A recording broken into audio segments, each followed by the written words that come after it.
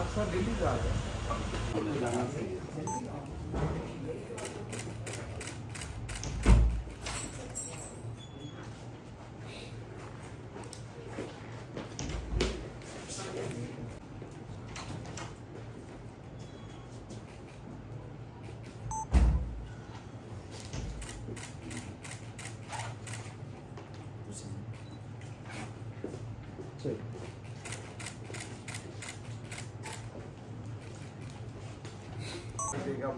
April 15 तारीख sir है request sir provision मार्च कहा था बाद में नहीं अप्रैल और आप पहले आगे बढ़ रहे थे पहले मार्च बोले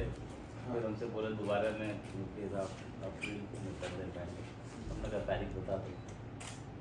तो फिर 15 अप्रैल को तारीख तय किया फिर मैंने सोचा कि आपसे मैं कहूँगा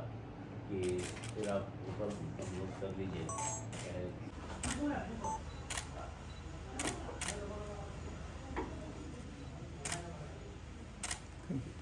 अभी সকলে আস্থাব দিব লাগে গতিকে যারা এখন গ্রহণ কৰিবলৈ সক্ষম হৈছে এতিয়া আমি আৰু জেপি নাড্ডা ডাঙৰীয়া অভিনন্দন জনাইছো ঝাৰখণ্ডৰ নিৰ্বাচনৰ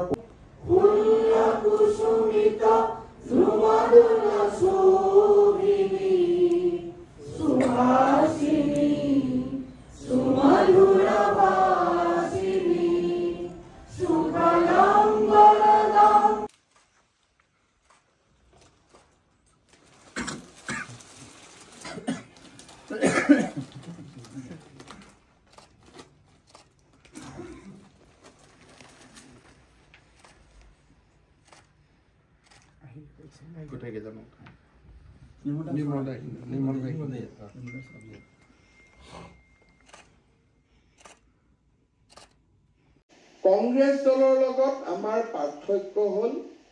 যে সাচাৰ কমিটিৰ দৰে বিভিন্ন আয়োগ গঠন কৰি এটা বিশেষ বৰ্গ তেওঁলোকে তুষ্টিকৰণ কৰিব বিচাৰে ৰাষ্ট্ৰৰ সম্পদৰ প্ৰথম অধিকাৰ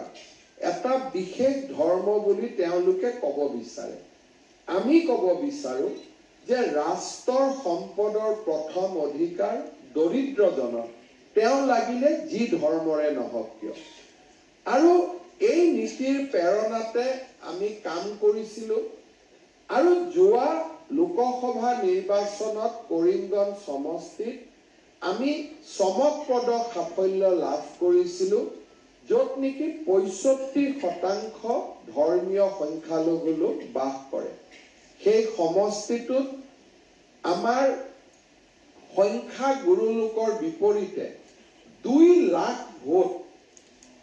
ধৰ্মীয় সংখ্যালঘু লোকৰ বেছি আছিল আৰু সমষ্টিৰ পুনৰ নিৰ্ধাৰণৰ পিছত কৰিমগঞ্জ এটা অসম্ভৱ সমষ্টি ৰূপে আমি ভাবি লৈছিলো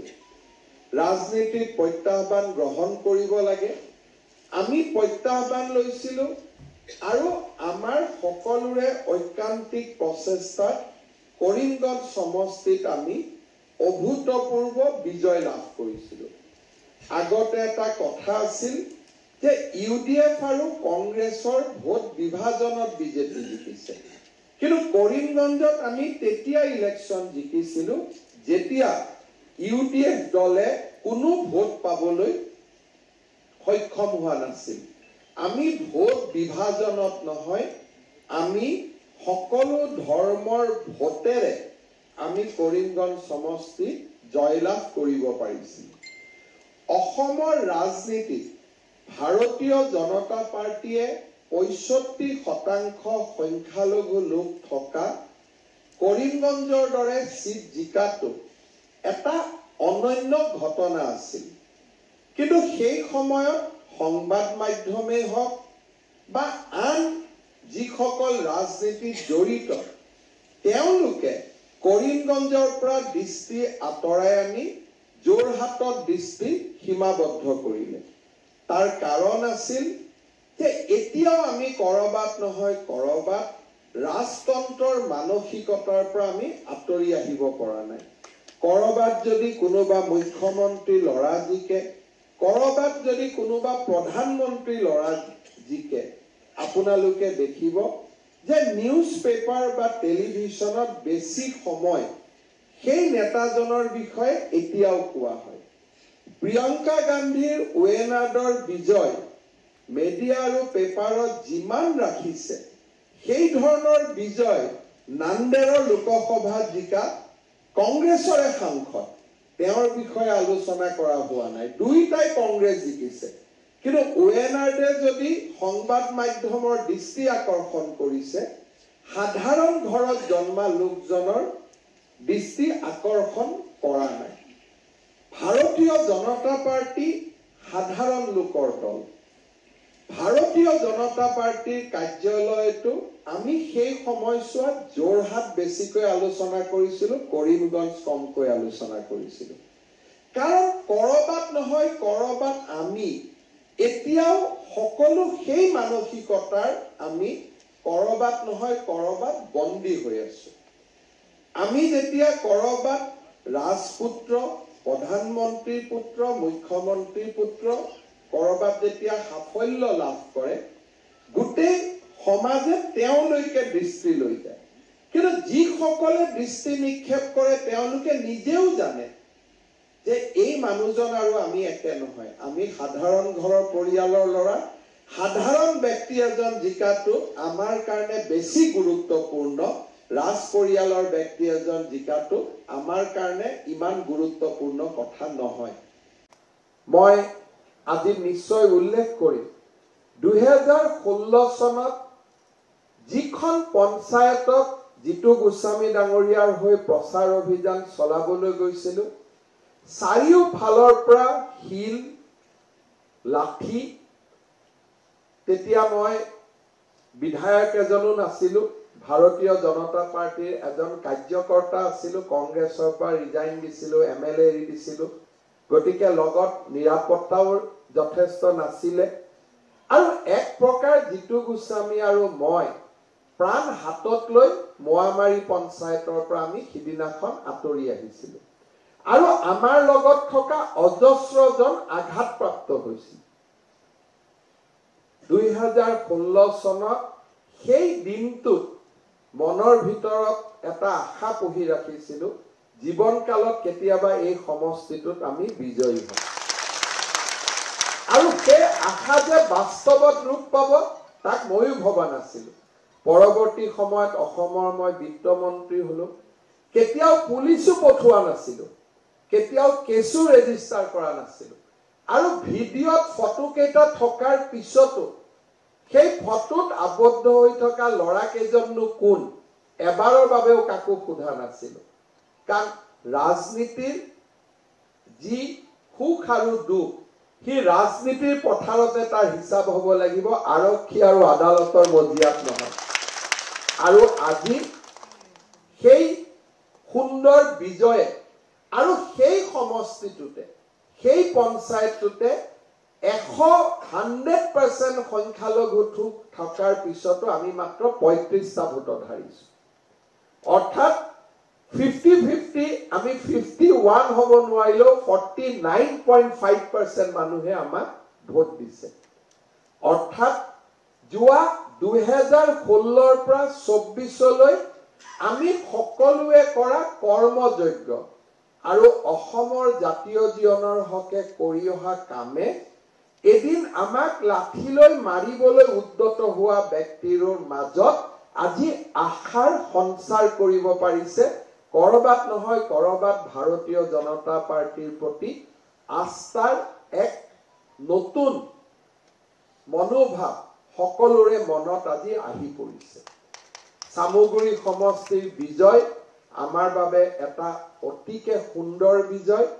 আৰু সেই সুন্দৰ বিজয় আৰু সুন্দৰ হৈ যায় যেতিয়া বিজয়ীজনৰ নাম দীপ্লু ৰঞ্জন শৰ্মা হয়। বিহালী সমষ্টিত অপৰাজিতাই কলে যে এইটো বহুত চৰ্চিত আছিলে। মোৰ দৃষ্টিত বিহালী সমষ্টি এটা কাৰণেই চৰ্চিত আছিলে যে তাত ভাৰতীয় জনতা পাৰ্টিয়ে চাহ বাগিচাৰ চকীদাৰৰ ল'ৰা এজনক প্ৰাৰ্থিত্ব দিছিল। তাৰ বাদে বিহালীৰ নিৰ্বাচনৰ আন কি বিশেষত্ব আছিল মই নাজানো এটা বিশেষত্ব আছিল যে ভাৰতীয় জনতা পাৰ্টিয়ে চাহ বাগিচাৰ লাইনত থকা চকীদাৰৰ ল'ৰা এজনকো টিকট দিব সাহস কৰে আৰু সেই চাহ বাগিচাৰ চকীদাৰৰ ল'ৰাজন জিকিবনে নাই এই নিৰ্বাচনত যদি বিহালীৰ একমাত্ৰ বিশেষত্ব আছিল সেইটোৱে বিশেষত্ব আছিল কাৰোবাৰ দুখন হোটেল আছিল কোনোবা ভাল ব্যৱসায় কৰিছিল এই সকলোৰে বিপৰীতে কাৰোবাক ৰাজ পৰিয়ালৰ সদস্যই সমৰ্থন কৰিছিল ভাৰতীয় জনতা পাৰ্টিয়ে কাক সমৰ্থন কৰিছিল চাহ বাগিচাৰ চকীদাৰ যোনে দিগন্ত ঘাটোৱাৰক আজিও নাজানে তেওঁৰ দেউতাকে নিজে চাহ বাগিচাৰ চকীদাৰ আছিল আৰু বাগিচাৰ লাইনত দিগন্ত ঘাটোৱাৰৰ জন্ম আৰু দিগন্ত ঘাটোৱাৰ সেই সময়ত নিৰ্বাচন খেলিছিল যিটো সময়ত আমাৰ দলৰ হৈ নিৰ্বাচন খেলিবলৈ প্ৰাৰ্থী বিচৰাটো এটা সেই সময়ত টান কাম আছিল দিগন্ত ঘাটোৱাৰে যিকোনো কাৰণতে নহওক বিশ্বনাথ সমষ্টিত বহুবাৰ টিকটো খুজিছিল টিকট দিব পৰা নাছিলো কেতিয়াও দলক বিৰোধিতা কৰাৰ এটা উদাহৰণো তেওঁ আমাক কেতিয়াও দাঙি ধৰা নাছিল টিকট পোৱাৰ পিছত দুবাৰ টিকট নোপোৱাৰ পিছত মই প্ৰত্যেকবাৰে দিগন্তক কৈছিলো দিগন্ত উপায় নাই দিব নোৱাৰিলো বেয়া নাপাবা কাম কৰিব লাগিব আৰু মনত এটাও প্ৰশ্ন নোহোৱাকৈ দিগন্ত ঘাটোৱাৰে বিশ্বনাথ সমষ্টিৰ বিধায়ক গৰাকী জিকিবলৈ যোৱা দুইটা নিৰ্বাচনতে অহু পুৰুষাৰ্থ কৰা মই নিজ চকুৰে দেখিছিলো বিপ্লু ৰঞ্জন শৰ্মাৰ দৰে দিগন্ত ঘাটোৱাৰ এটা অৱহেলিত সমাজৰ পৰা আমি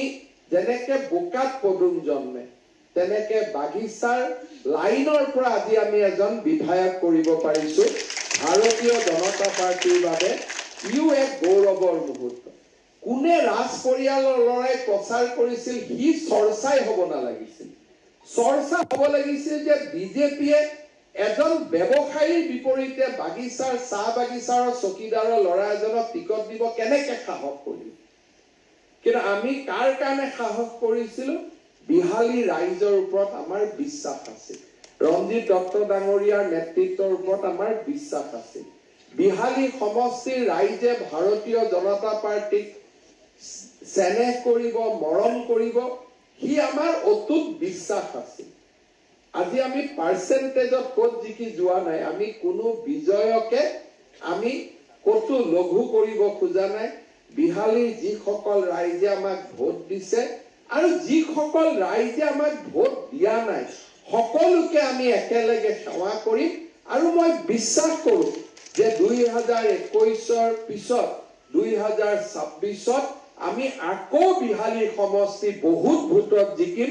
আজিয়ে কোনোবাই লিখিলক বিহালী সমষ্টি ভাৰতীয় জনতা পাৰ্টিৰ লগত আছে বিহালী আৰু বিজেপিৰ একাত্ম সম্পৰ্ক কংগ্ৰেছৰ যেতিয়া গৌৰৱ উজ্জ্বল মুহূৰ্তটো বিহালীত ৰঞ্জিত দত্ত ডাঙৰীয়া বিজয়ী হৈছিল বিহালী এনেকুৱা এটা সমষ্টি যাৰ শিপা ভাৰতীয় জনতা পাৰ্টিৰ শিপাৰ লগত জড়িত হৈ আছে